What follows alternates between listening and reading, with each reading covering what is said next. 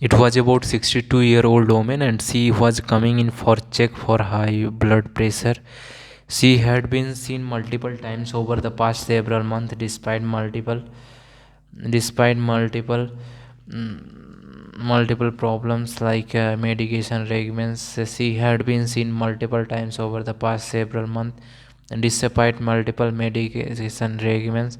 Her blood pressure was presently elevated. Then they had run all sorts of just could not really figure out why her blood pressure could not be managed. It was also noted increasingly enough that her potassium level were very low. This was one of the fourth or fifth visit, I remember correctly. While the patient was in the room, she pulled this big bag destroy candy out of her purse. I must have looked hungry because she asked me if I wanted a piece. As a student, this just below over my head. I didn't really think anything of it. But my attending physician noticed. He said, "Oh, ma'am, do you like this candy?" She said, "Oh, yeah, I love it. It's my favorite." Then she said, "I eat about a bag of it every day." She said, "Really? How long have you been doing that for?" She like, "Oh, for a long time. For ever since I can remember." As it is turned out, literacy that was a that but this particular botanical does have a well documented effective and elevating blood pressure and lowering potassium when taken over long periods of time. This was even just in candy form, not a actual supplement form. So that just goes to show how powerful these botanical can be even in candy form. It may not be sometime that you are thinking of when you are consuming a big of licorice. As we just learned, then licorice, that candy example, is a common misconception that botanical will not cause any serious side effect or interaction because they are supposedly natural. This is definitely not true. Botanical can cause interaction with pharmaceutical since they interact on the exact same enzyme pathway that pharmaceutical or over-the-counter medication utilize. In this particular lesson, we will discuss specific pharmaceutical that make use herb drugs interaction, and you will learn the identify patient risk factor that increases the potential for interaction. So now let's talk first about how pharmaceutical are absorbed in the body. A pharmaceutical that enter the body is metabolized or broken down the process in many liver, which has the highest concentration in the enzyme needed to metabolize pharmaceutical.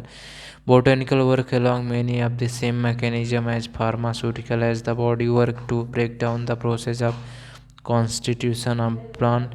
This can lead to interaction between the pharmaceutical and botanical. So it's important concept to understand. You will be commonly hear the term herb drug interaction to describe how a botanical or herbal product interfere with prescription or over the counter medication. Botanical react with the same enzyme that metabolize drugs, so this means that they have the ability to impact the drug's effect. Different botanical may have different effect. Some may increase the metabolism, some may increase the metabolism of the drug, rendering it less therapeutic or even ineffective, whereas other botanicals may increase the drug's concentration in the body, which can lead to more side effect and even toxicity in the same cases.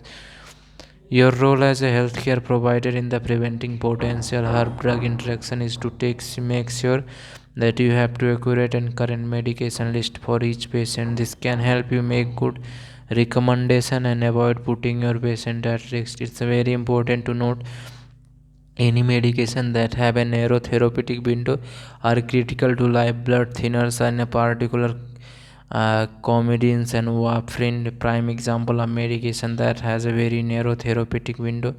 Chemotherapy agent are also good example of this, meaning that it is too low for the dose.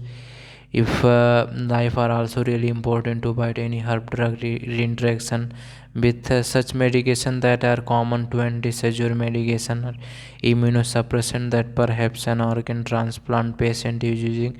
It's very important to make sure that if you have any patient who are in these medicine, botanical should be used with extreme caution. If at all, botanical can interact with other medicine that a patient may be taking, so It's really important to do your research, know your step back beforehand before starting a patient on the particular botanical. Of course, follow up is key. That's a good practice of medicine. Whether you are starting a pharmaceutical or botanical, make sure that you reassess the patient after a period of time to make sure they doing well. If they have any question of concern before then, make sure you address them. There are the many potential herb drug interaction that may occur with different type of medication. Some interaction may be very mild while other may be very serious. It depends on especially the exact botanical and pharmaceuticals. This is why it's crucial to know all of the medication and supplement the patient is taking, both prescription and over the counter. The additional reading of QG this lesson provide a basic overview of potential herb drug interaction, but this no mean that comprehensive guide. It's your responsibility.